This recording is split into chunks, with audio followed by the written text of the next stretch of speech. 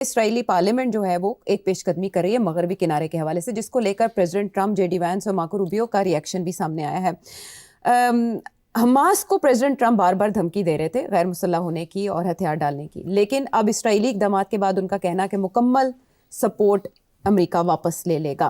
Practically क्या America ऐसा करेगा? नहीं।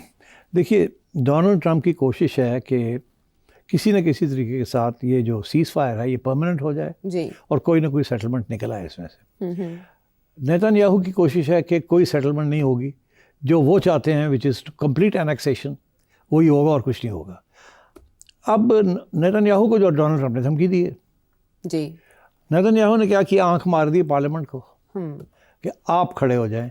जी, मैं तो आप खड़े होंगे तो फिर मैं कह सकूंगा मैं क्या करूं। अपनी पार्टी को उन्होंने साइड पे रखा है उस वक्त पहले फेज में। पार्लियामेंट जो है उसमें उनके पार्टनर्स हैं ना, राइट विंग जी, पार्टनर जो कहते हैं नेक्स्ट करिए। तो ये गेम हो रही है, ये पार्लियामेंट से वो ऐसे इकदाम कराना चाह रहा है कि डोनाल्ड ट्रंप को मैं क्या करूं, मेरी तो पार्लियामेंट ने ये कर दिया, मुझे तो करना पड़ेगा।